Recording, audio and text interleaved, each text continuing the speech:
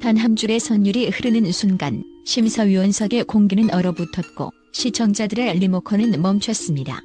이것은 단순한 오디션 합격의 장면이 아니라 한국 트로트 역사상 가장 기품 있는 침공의 서막이었습니다. TV조선 미스트롯4의 첫 방송이 나간 뒤 온라인은 온통 한 이름으로 도배되었습니다. 바로 가야금을 품에 안고 나타난 국악 전공자 홍석윤입니다. 하지만 우리가 주목해야 할 것은 그녀의 예쁜 외모나 신선한 악기 연주가 아닙니다. 우리가 마주한 실체는 국가가 직접 선발하고 관리해온 차세대 예술 인력이자 인간 문화재의 직계 제자가 대중예술의 가장 치열한 전장인 트로트 오디션에 제 발로 걸어 들어왔다는 사실입니다.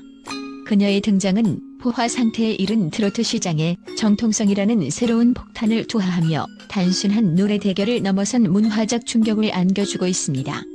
홍석윤이 이번 무대에서 보여준 압도적인 퍼포먼스가 단순한 재능의 영역을 넘어선 이유는 그녀가 밟아온 철저한 엘리트 코스에 있습니다. 그녀는 단순한 국악 애호가가 아니라 서울예술대학교에서 가야금 산조 및 병창을 전공한 전문 예술인이며 국가무형유산 제23호의 정통 계보를 잇는 인재입니다. 특히 그녀의 스승이 국악계의 살아있는 전설인 전혜진 명인이라는 사실은 업계 관계자들을 경악해 했습니다. 전혜진 명인은 박귀의 명창의 맥을 잇는 은당의 중심 인물로 전통의 보존과 현대적 변형 사이에서 가장 엄격한 기준을 제시하는 인물로 정평이 나 있습니다.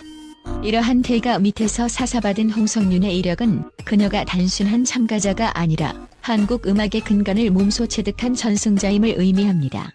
가야금 병창은 연주와 노래를 동시에 수행해야 하기에 손끝의 미세한 통증을 견디는 육체적 고통과 호흡의 극단적인 통제가 요구되는 장르입니다.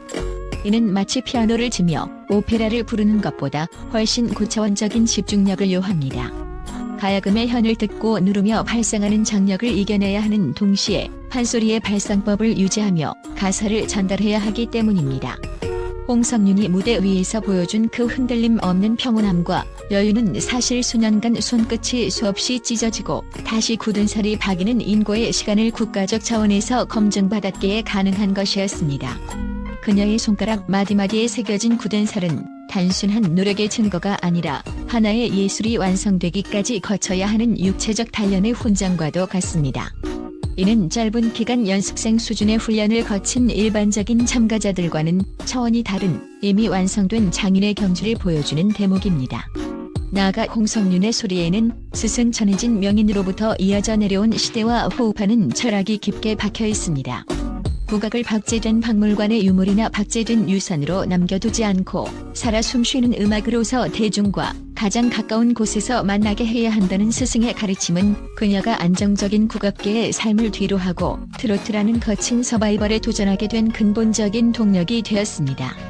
전혜진 명인은 평소 예술은 시대의 언어를 담아야 하며 대중이 듣지 않는 소리는 생명력을 잃은 것과 같다고 강조해왔습니다. 홍석윤에게 트로트는 국악으로부터의 변절이나 이탈이 아니라 국악의 깊은 언어와 발성을 사용하여 현대 대중과 가장 뜨겁게 소통할 수 있는 확장된 무대였던 것입니다. 이러한 배경 철학을 이해하고 그녀의 무대를 다시 세밀하게 뜯어보면 홍석윤이 가야금 현을 듣는 속도와 농현을 조절하는 방식이 얼마나 전략적으로 설계되었는지 알 수 있습니다. 그녀는 트로트 특유의 애절한 꺾기를 표현할 때 가야금의 낮은 전부를 활용해 목소리의 깊이를 더했습니다. 보통 악기를 들고 나오는 참가자들이 악기 소리에 묻히거나 반대로 노래가 악기를 압도해 균형이 깨지는 것과 달리 홍석윤은 오랜 병창 훈련을 통해 악기와 목소리를 하나의 유기체처럼 다루었습니다.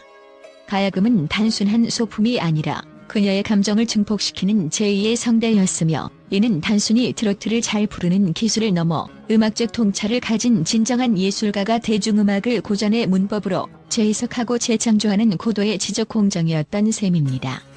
실제로 그녀의 무대에서 보여준 발음의 명확성과 강약 조절은 국악의 발림과 추임새의 원리를 트로트에 완벽하게 이식한 결과입니다. 소리를 밀고 당기는 밀당의 기술이 국악의 장단법에서 비롯되었다는 점을 감안할 때 홍석윤은 트로트가 가진 한국적 정서의 원형을 가장 정확하게 짚어낸 참가자라고 할 수 있습니다. 이러한 정교한 설계는 단기간의 연습으로는 도달할 수 없는 영역이며 국가무형유산 전수자로서 거쳐온 수만 번의 반복 학습과 명창들의 귀한 조언이 응축된 예술적 정수라고 볼 수 있습니다. 더욱 놀라운 사실은 홍석윤이 이미 정부와 학계로부터 그 가치를 공인받은 국가대표급 아티스트라는 점입니다. 그녀는 한국문화예술위원회가 주관하는 AYAF 프로젝트의 아티스트로 선정된 바 있습니다. 이 프로젝트는 단순한 지원 사업이 아니라 국가가 미래의 한국 문화를 짊어질 핵심 인재를 엄격한 심사를 통해 선발하는 예술가들의 명예의 전당 초입과 같습니다. 또한 2017년 상주 정욱 국악경연대회에서 대상을 수상하며 이미 국악계에서는 검증이 끝난 카드였다는 점도 간과할 수 없습니다. 상주 정욱 국악경연대회는 국악인들 사이에서 실력의 척도로 통용되는 권위 있는 관문으로 이곳의 대상 수상자는 그 실력과 학술적 깊이를 모두 인정받은 최고 수준의 예술가임을 의미합니다. 전문가들이 홍석윤의 무대에 열광하는 핵심 이유는 그녀가 국악의 탁성과 트로트의 꺾기를 결합하는 방식에서 보여준 천재적인 균형감입니다. 흔히 국악 전공자들이 트로트에 도전할 때 저지르는 가장 큰 실수는 자신의 색깔을 지우려다 이도 저도 아닌 소리를 내거나 반대로 국악의 색이 너무 강해 트로트 고유의 맛을 살리지 못하는 것입니다. 그러나 홍석윤은 이 이분법적 한계를 완벽하게 파괴했습니다. 그녀는 판소리의 깊은 울림인 통성을 기반으로 하되 비음의 적절한 섞임을 통해 트로트 특유의 애교 섞임 비성까지 자유자재로 구사했습니다. 이는 소리의 위치를 상단과 하단으로 순식간에 이동시키는 고난도의 보컬 컨트롤 능력이 뒷받침되었기에 가능한 일이었습니다. 장윤정 마스터가 목소리가 최고의 악기라고 극찬한 지점은 가야금이라는 고전적 선율 위에서 현대적인 트로트의 감수성을 완벽하게 얹어낸 홍석윤의 보컬 테크닉을 창조준한 것입니다. 장윤정은 특히 홍석윤이 가사 한마디 한마디에 실어 보내는 어택과 릴리즈의 타이밍에 주목했습니다. 국악의 전단 개념을 서양음악의 비트와 결합하여 듣는 이로 하여금 심장이 뛰는 리듬감을 느끼게 한 것이 이번 무대의 결정적 성공 요인이었습니다. 장윤정은 단점을 말하는 사람이 있다면 그건 이기적인 것이라며 기성 가수들조차 도달하기 힘든 홍석윤의 완성도 높은 보컬 메커니즘의 경의를 표했습니다. 안성훈 마스터 역시 그녀의 무대를 보며 단점이 없다고 선언한 것은 그녀의 발성과 호흡이 이미 대중음악의 기술적 한계를 뛰어넘어 예술의 경지에 도달했음을 인정한 것입니다. 안성훈은 홍석윤이 고음부에서 내는 소리가 단순히 지르는 소리가 아니라 가야금의 가장 높은 현이 내는 맑고 단단한 공명과 닮아있다는 점을 포착했습니다. 이는 복식 호흡의 극한을 단련한 국악 엘리트만이 낼 수 있는 직진성 강한 소리입니다. 박선주 마스터 또한 그녀의 감정 표현이 단순히 슬픈 척을 하는 것이 아니라 소리 자체의 감정의 밀도를 담아내는 성음의 미학을 실천하고 있다고 평가했습니다. 이는 시청자들이 느끼는 막연한 감동이 사실은 고도로 설계된 예술적 훈련과 국악적 근본이 뒷받침된 결과물임을 시사합니다. 홍석윤의 보컬 테크닉이 충격적인 이유는 탈장르적 유연함에 있습니다.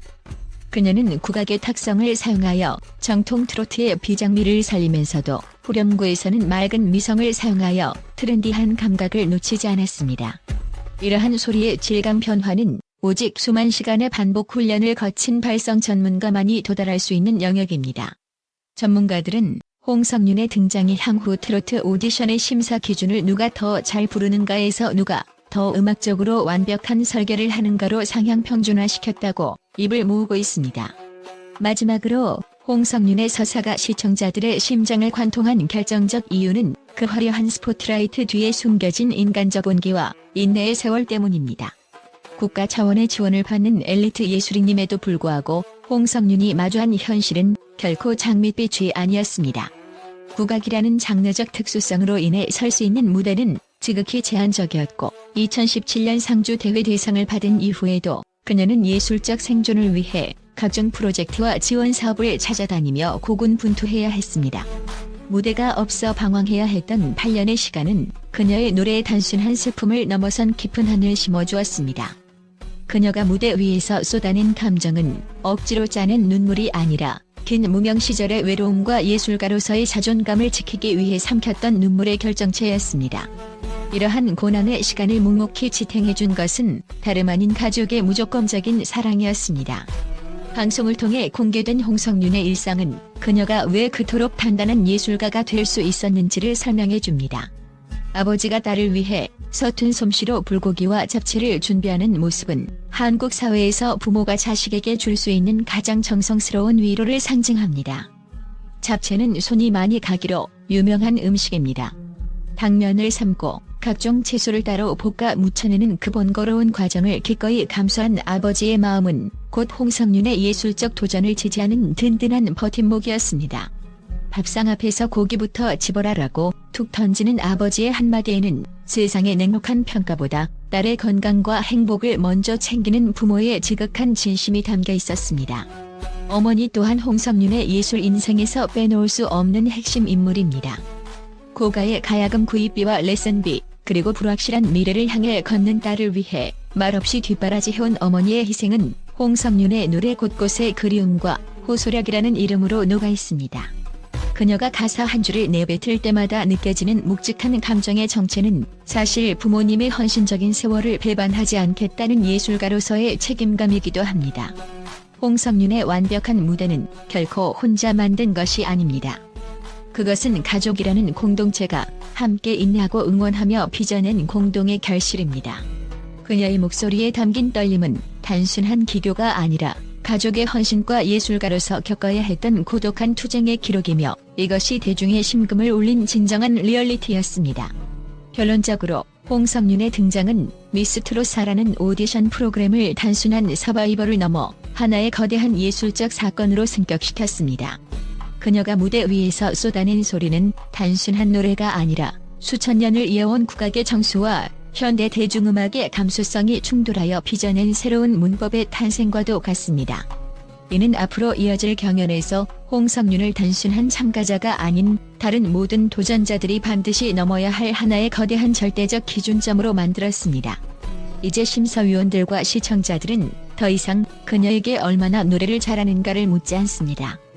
대신 그녀가 다음 무대에서 국악의 기표와 트로트의 대중성을 어떤 방식으로 결합하여 우리를 놀라게 할지를 기대합니다. 업계 전문가들은 홍석윤의 활약이 향후 한국 가요계의 K-트로트의 세계화라는 새로운 숙제를 던질 것이라고 분석합니다. 국악적 발성을 기반으로 한 그녀의 목소리는 해외 시장에서도 한국적인 색채가 가장 짙은 독창적인 장르로 인식될 가능성이 높기 때문입니다. 이제 대중은 홍석윤이 그려나가는 새로운 트로트의 지도를 숨죽여 지켜보고 있습니다. 그녀가 보여주는 반란은 이제 막 시작된 서막일 뿐이며 국악과 트로트의 완벽한 합의를 향한 그녀의 여정은 한국 대중음악사에 기록될 가장 뜨거운 페이지 중 하나가 될 것입니다. 홍석윤은 이미 왕관의 유무와 상관없이 우리 시대가 기다려온 진정한 뉴 아이콘으로 우뚝 섰습니다.